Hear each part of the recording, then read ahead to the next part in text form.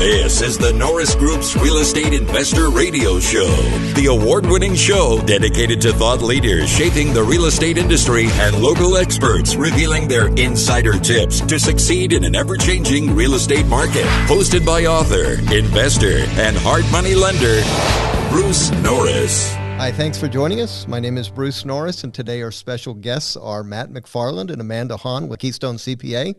Matt has over 20 years of experience in public accounting as a CPA and tax strategist. He has worked for both the Big Four and regional CPA firms. Amanda has over 18 years of experience as a CPA with special emphasis in real estate, self-directing investing, and individual tax planning. Amanda has extensive Big Four public accounting experience, and you can catch her book on BiggerPockets Tax Strategies for Savvy Real Estate Investors. Matt and Amanda, we welcome you back to our show. Thank you for having us, Bruce. Yeah, it's good to be back. Thank you. Kind of early in the tax season to ask this, but are taxpayers being surprised by anything in particular? that is a good question. We're a couple weeks into it, and it's hard to say right now. Actually, to be honest, it's at least from our end. So some things are surprising. You're seeing some taxpayers that have more taxable income, but are paying less taxes because they lowered the rates. But you're seeing some people that have less taxable income and paying more taxes because they took away deductions and other things like that. So it's kind of running the gamut, I guess. Yes. Yeah, and I think the definition of surprise will differ from taxpayer to taxpayers. We have a lot of clients that are very proactive that we've worked with throughout the year last year. And so they've done all the right things and they're prepared, for whatever the result is, more taxes, less taxes. And I think later on this year, we might come across more people who maybe weren't as proactive last year. And those people might be, a little bit more surprised, whether it's a larger refund or a lower tax bill. Well, I thought everything was so simple because I see the ads on TV saying you can just file your tax returns for free. So how easy is it? Well, gosh, we went to a tax update seminar about 2 weeks ago. It was a room of, I think, maybe over 800 CPAs. And if you stand at the front of the room and you look at everyone's facial expression, it'll give you an idea of the simplification and what that means. I agree, the tax return has been simplified for certain taxpayers. Individuals who really didn't have too much besides maybe a W-2 and a primary home. But it's for those who have investments, whether it's stocks, bonds, specifically real estate, notes, business owners, it has gotten a lot more complicated. Now, as part of tax reform, there are a lot of benefits that came through, with lower tax rates, better deductions and all of that. But they do make it very hard. There's a lot more calculations and thresholds you have to worry about in order to, maximize those new benefits. Let me ask you, what percentage of your clients filed just using a standard deduction last year, and what percentage do you think will just file with a standard deduction this year? Yeah, that's a good question. If I had to guess, I'd say last year the standard people using a standard deduction was probably individuals, probably less than 10%. Yeah. And you're actually seeing it, we're seeing it more already. It's, still early in tax season, but some people, because they're capping that state and local tax and the property tax at $10,000, some people are falling, married couples are falling under the $24,000 even with all their itemized deductions. So I would guess that the individuals I've looked at probably, 40 or 50% so far. Yeah, and that's a huge change. Yeah. Also, getting rid of exemptions, is that surprising people? Yeah, I think that's playing into, at the end of the day, the kind of, hey, what's changed on my return? And it's like, well, yeah, you got $20,000 of personal exemption deduction last year that you're not getting. That's a huge swing. If you had 4 or 5 people in your household or whatever. Mm-hmm. Yeah. I think for taxpayers in higher tax states like California and New York, probably one of the most surprising things is, the cap on state income tax and property tax deductions. So unfortunately, I think that's one that maybe hurt people the most in looking at a year-to-year comparison. If overall everything was pretty similar from year to year. Now, is that capped at $10,000 total or $10,000 each category?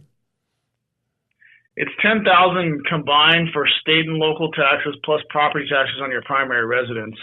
Yeah, so we have a lot of clients who, if you make a decent amount of W-2, your state income tax deduction in the past by itself might be, $20,000, $30,000, right? And add on top of that primary home property tax. And now, maybe 2/3 of that goes away because the total is limited to $10,000.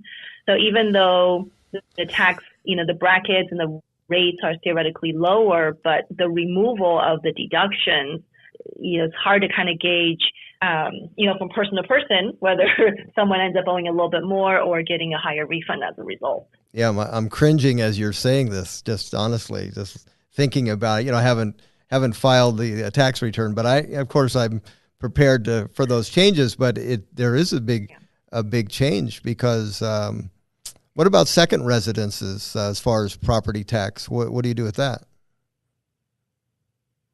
For your second home, it's all part of the same limitation. I was afraid you were going to say that. Yeah, what's not part of it, right, is for all the rich people who have too many homes. But the good thing about that, though, is the property tax limitation or, certain limitations now on mortgage interest. None of those apply to investment property. So that is good news, because a lot of our clients, or the majority of our clients, invest in real estate. Right. So for real estate investors, at least, it doesn't hurt them at all. So, for the most part, people who have rental income, you're still able to deduct, offset all or write off all of the property taxes and mortgage. One of the things is we've seen a lot, especially in the last couple of years, because real estate values have gone up. Some people are refinancing their primary home and taking the loan out to buy more investment properties. So, for people who've done that, it's very important to make sure they work with their tax advisor, because what can be done is you can trace the interest expense to potentially be deductible against rental income, right, instead of just deducting it on the Schedule A and have all the new limitations and stuff. Okay. Well, at least another thing that comes to mind too is I would encourage people, like with our tax software, and I would imagine this works with most tax software. There is a summary sheet that will print with your tax return that will show a comparison column between 2018 and 17, and the different line items, obviously, in the number of the dollar amount of the change from year to year. So that's a quick and good way for someone to evaluate their taxes and go, and work with their advisor and go quickly at that page and go, hey, what's changed and why is it this higher, much higher or lower or whatever. I think that's a good tool for people to look at. Okay. Well, at least the Obama tax is gone, right? Technically, it's not gone. I knew that. Yes, I know, but it's. I think the penalty is still around for at least 18 and 19, if I remember correctly. But yeah, it's the unearned income, Medicare contributions tax, hospital insurance tax. As far as we know, that's sticking around for to be assessed on a higher income taxpayer. So. Who knows? Maybe that will go away, but as of now, there's been no word about that going away. And what is that percentage? And it's over what income? Do you know? Well, the investment income tax, the unearned investment income tax, is 3.8%, and it kicks in when people have AGI. There's a few other calculations involved, but generally people with AGI above 250 for a married couple, and then the hospital insurance tax, which is a weird name for it, obviously, but that's 0.9% on your earned income, like, think of W-2. And I think that kicks in also at 250, but that's 250 of earned income. So 250 at W-2, 1099 for a married couple. It's too bad they're not taxing people that make a lot of money, No, totally. Alternative minimum tax, how has that been affected? It's gonna, in my take on it is, or our take on it is, it's gonna affect far less people going forward, and there's a couple of reasons for that. One of them is that before, people taking, living in California, taking a large state income tax deduction because they had, withholdings or whatever, that was an AMT adjustment. So people who tended to have that tended to end up being an AMT.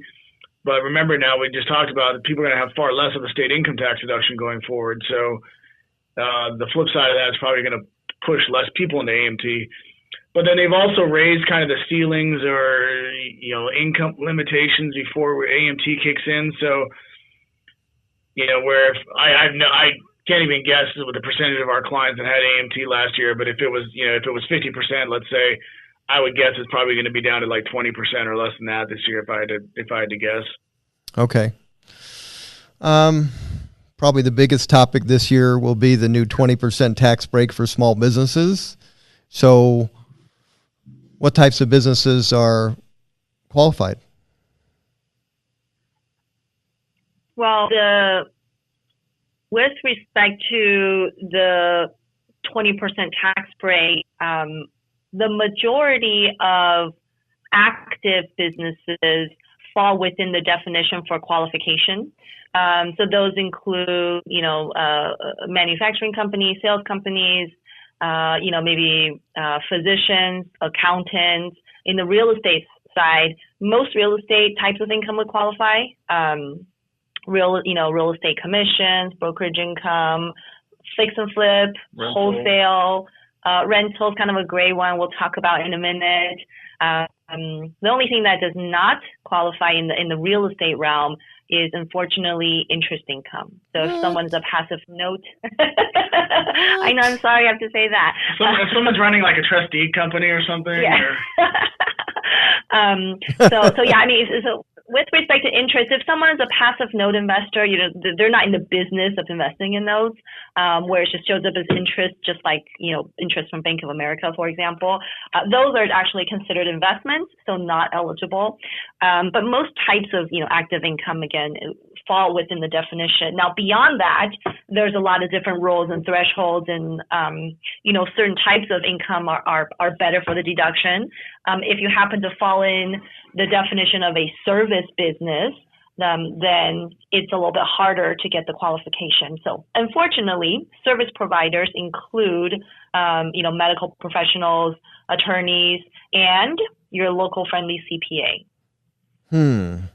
Even if they are friendly. This sounds pretty easy to understand, actually.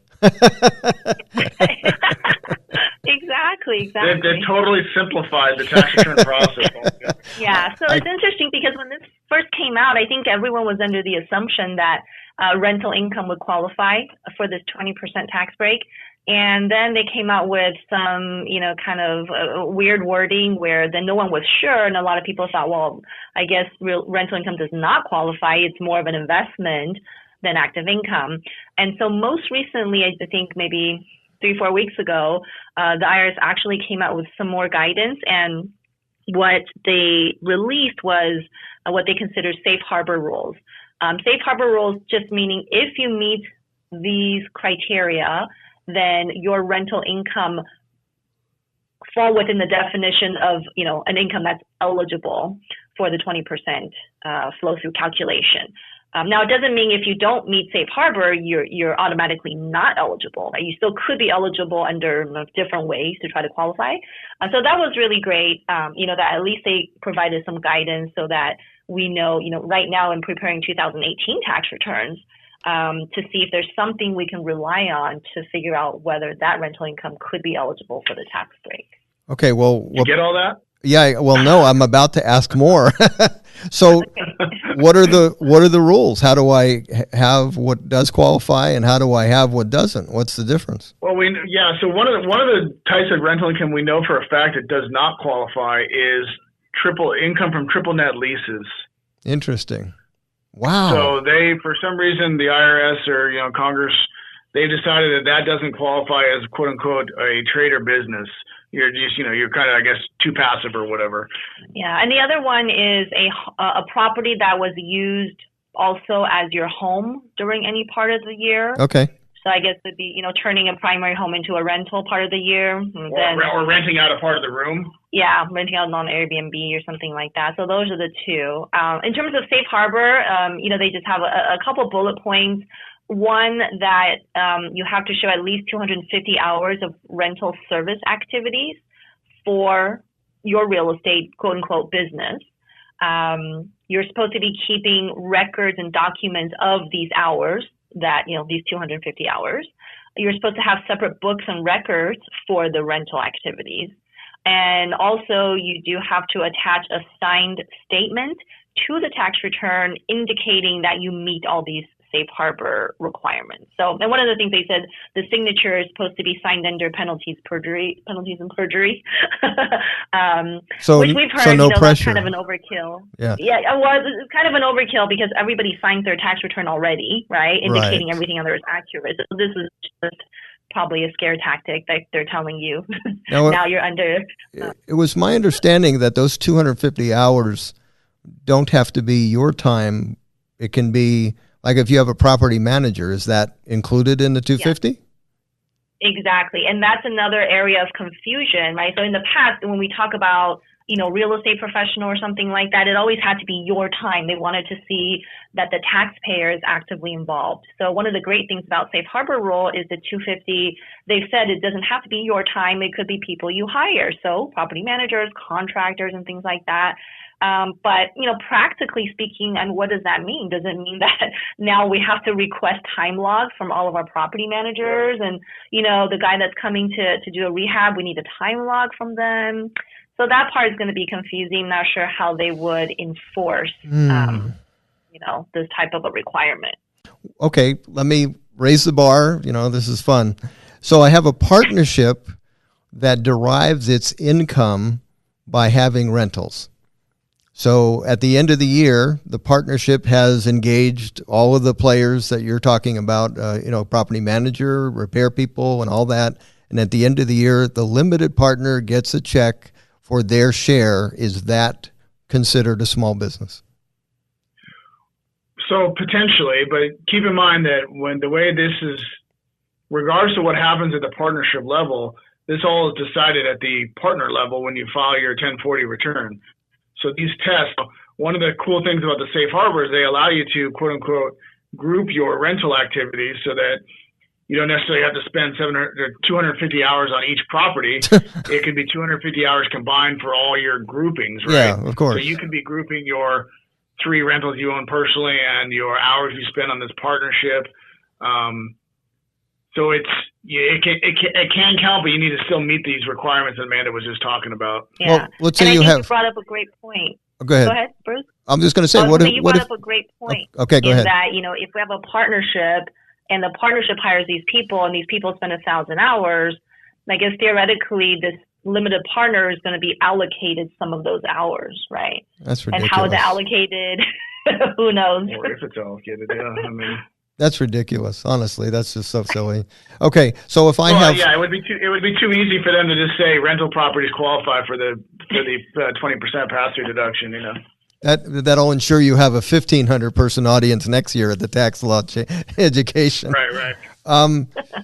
What if you have out-of-state properties? So it's for sure you're not spending your own time. Is that it's still okay as long as you have people that you've hired spending the time? Is that accurate? Correct. With respect to the safe harbor rule, it is. Now, keep in mind, again, this is very different, has nothing to do with real estate professional time, which is, another time log that is only based on the taxpayer. So even if it's a husband and wife, if the wife is claiming real estate professional, it is only on the amount of time the wife is spending.